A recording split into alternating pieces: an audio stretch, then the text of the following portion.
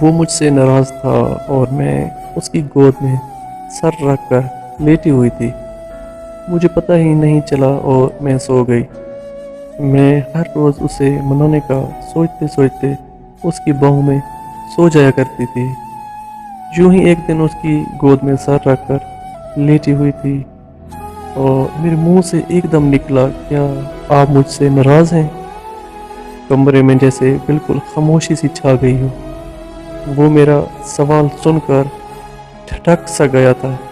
اس کے کچھ کہنے سے پہلے ہی میں نے دوبارہ اس سے مخاطب ہوتے ہوئے کہا، آپ مجھ سے ناراض تو ہو؟ آپ مجھے اپنی گود میں سر رکھ کر سلاتے کیوں ہیں؟ مجھ سے پورا دن بات بھی نہیں کرتے، مگر غصے میں آپ کی محبت کم بھی نہیں ہوتی اور میرا بچوں جیسا خیال بھی رکھتے ہیں۔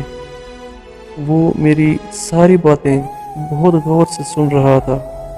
اچانک مجھے محسوس ہوا جیسے مجھے بہت سکون مل رہا ہو۔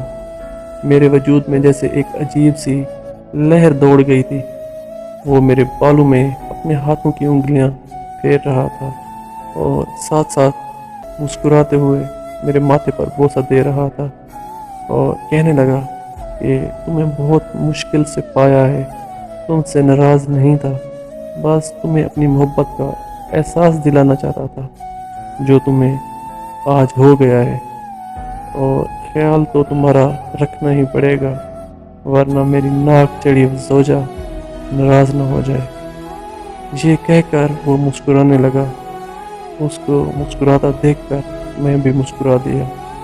پھر میرے ذہن میں بس ایک چیز گھوم رہی تھی کہ تم اپنے رب کی کون کون سی نعمتوں کو جھٹلاؤ گے۔